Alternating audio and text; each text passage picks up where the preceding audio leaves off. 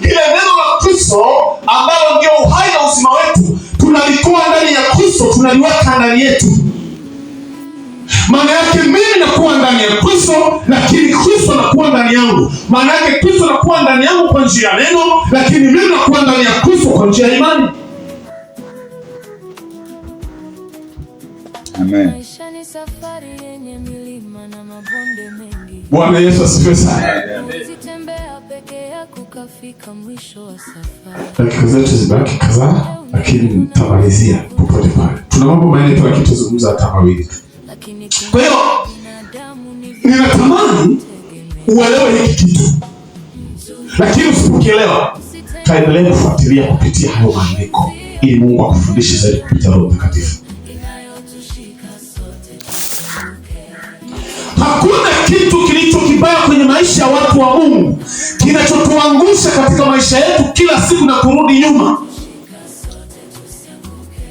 Ni pale tunapokutana na changamoto nzito. Inafika mahali tunasema kwa kweli Mungu hawezi tena. Mungu hana msaada kwangu. Kwa tunavunja yale mapatano, tushasema ile agano, tunalihamisha, tunakwenda kufunga agano jingine na mtu mwingine.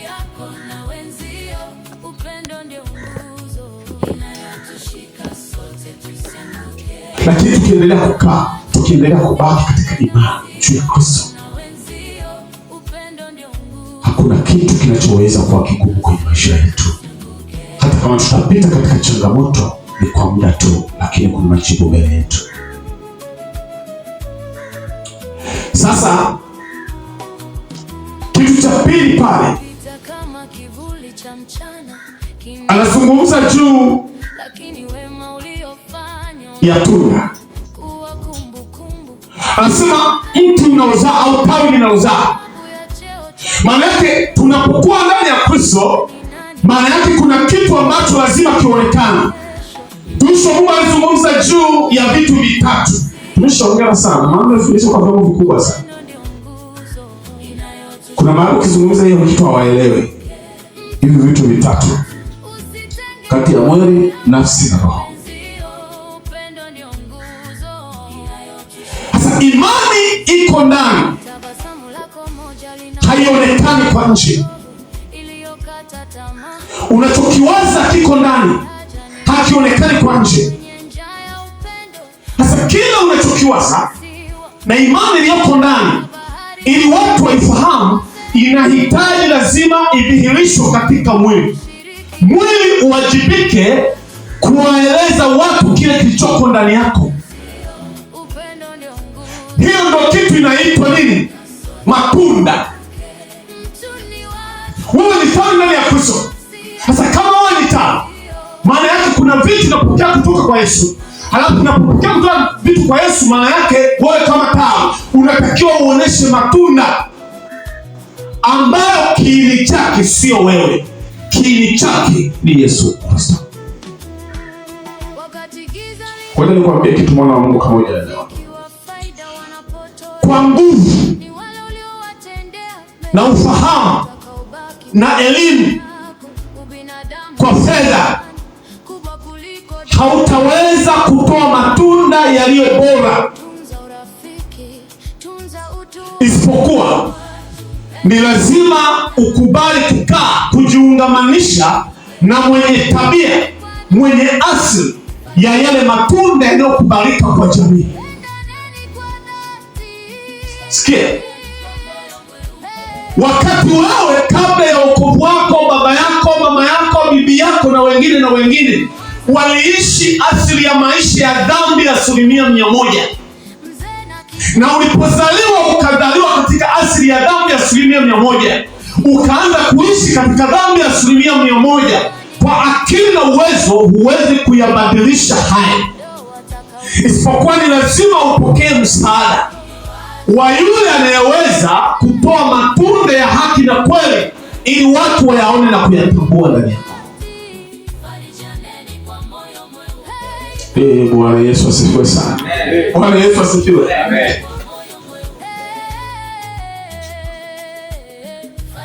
Hebu tusome Galatia, nikuoneshe kitu kidogo. Alafu tunamaliza. Galatia 5:22, maneno ambayo tunafahamu kabisa.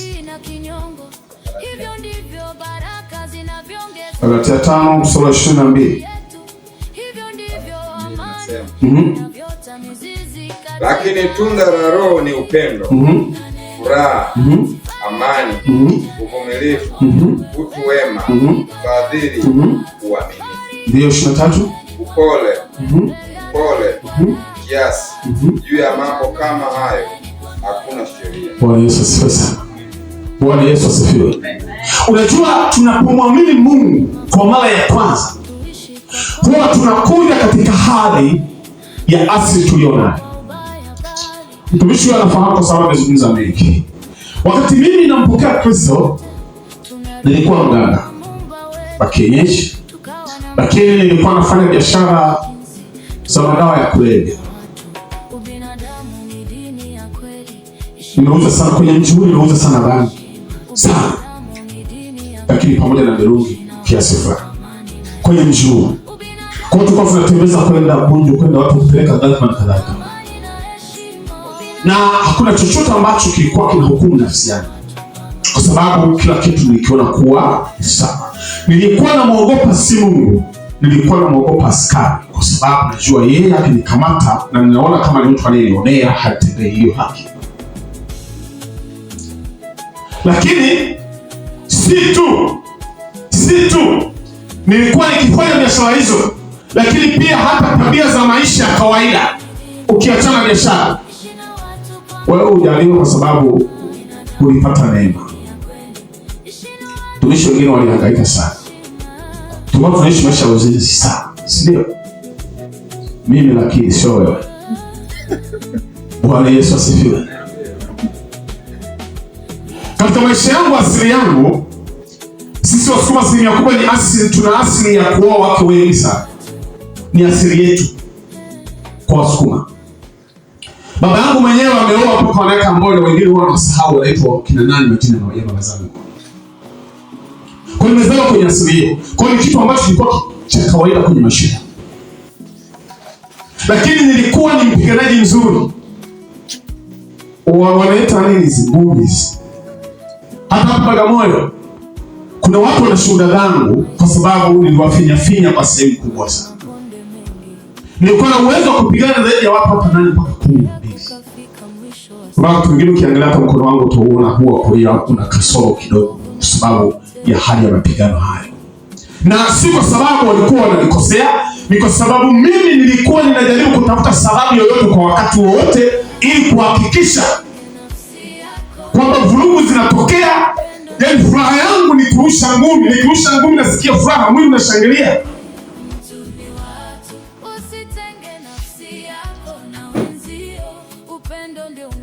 Na ilifika mahali nikasema, duniani hakuna mtu anaweza kumpiga mimi. Pekee ndio naweza kumpiga kila mtu. Ila hayo yalikuwa ni mawazo ya ujinga. Sikujua kama wako kina Tyson, sikujua wako kina Matumla, kina nani, sikujua hilo. Kumbe wako wenye uwezo kuliko hata mimi. Sasa ile ilikuwa ni asili ya maisha ambayo mimi yanaishi ndani yangu. Lakini nilipompokea Yesu Kristo, haikuwa kitu rahisi kuzitoa na kuziangusha zile ngome za tabia zilizokuwa zikiishi ndani yangu. Ilihitaji lazima niwe na muda wa kukaa nijifunze ndani ya Kristo. Sasa nilipokubali kukaa ndani ya Yesu, kwa sababu Yesu asili yake si asili ya dhambi, yeye ana asili ya haki na utakatifu kutoka mbinguni. Maana yake zile tabia za Kristo zikaanza kuzaliwa ndani yangu taratibu. Baadaye zilipoanza kuzaliwa zile tabia, ikafika mahali nikimwona mwanamke mzuri na nikamtamani kwenye moyo wangu. Hasa moyo unasema, huyu mwanamke kweli ni mzuri, natamani nimwambie haja ya moyo wangu. Na moyo unakamilisha, nasema unamwita kabisa, mama habari nzuri. Sasa kusema nzuri, maana yake inatakiwa nifuate neno ambalo nilikusudia. Kabla sijalisema, ninasikia kuna kitu ndani kinachoma kwenye nafsi yangu, kinaniambia kumbuka, wewe umeshatoka katika haya. napata hofu. Ule uovu unapotokea unanifanya nisitamke neno kwa mtu, ninabaki kama nilivyo. Lakini wewe unasema lakini kwa kweli basi tu. Kadri inavyoendelea zile tabia za Kristo, kwa sababu zinaendelea kuzaliwa ndani yangu, nikajikuta ile hali, hata kama nikikutana mwanamke mrembo asilimia gani, siguswi na chochote, namuona kama mwanamke wa kawaida, kama mwanamke yoyote. Kwa hiyo ule mguso, ule msukumo wa ndani ukaanza kufa, zile tabia zikaanza kufa. Kwa hiyo nikaanza kuona kwamba mwanamke nilielewa mimi kwenye maisha yangu ndio bora kuliko mwanamke, lakini sio kwa nguvu yangu, ni kwa sababu nimekubali kukaa ndani ya Kristo, nikaanza kudhalishwa tabia za Kristo ambazo ndani yangu hazikuwepo. Wakati nikikutana na changamoto, nikifika mahali, kwa kipindi nikaona changamoto, kutana changamoto ngumu sana. Ndio mwanzo wa wokovu hapa. Yesu yuko, lakini ile changamoto kanifanya nifikiri kwamba ninahitaji kwenda kupata msaada kwa mganga wa kienyeji. Mimi kichwa kimeshakufa, sikumbuki chochote. Nakumbuka nilienda, niko ndani ya wokovu, chungaji samehe, niko ndani ya wokovu, nikaenda kwa mganga, nikamwambia baba, nimekuja na changamoto. Akapiga ramli, akaniambia mambo yangu yote. Akasema huyu ndiye Mungu ninayemtafuta mimi, sio Mungu wa kuomba mpaka siku 10 hata sijasikia tipo kwanza simuone, lakini mpaka namuona. Lakini kumbuka niko ndani ya Kristo, nimeokoka, lakini bado kuna zile tabia za asili zinatesa maisha yangu. Kwa hiyo inahitaji niendelee kuketi ndani ya Kristo ili kuendelea kuua bakteria zenye tabia ya asili ya maisha ya dhambi, ili niingize tabia zenye asili ya utakatifu kutoka mbinguni.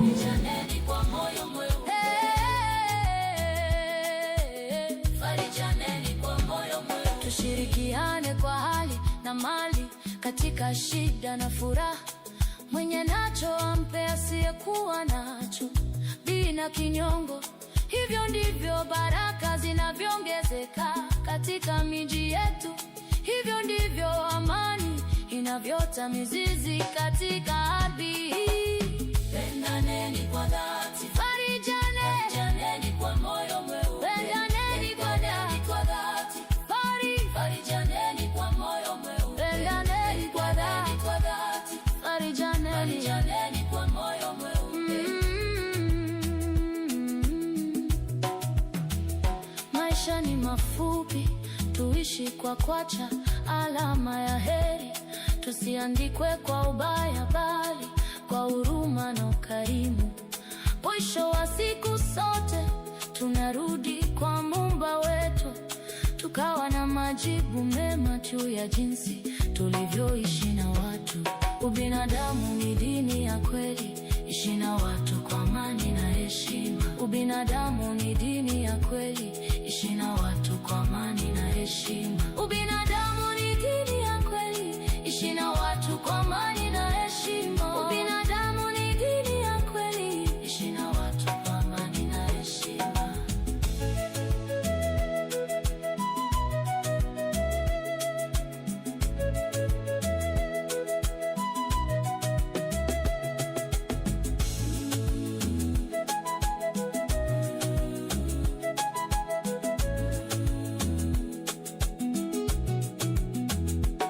Ubinadamu ni dini ya kweli, ishi na watu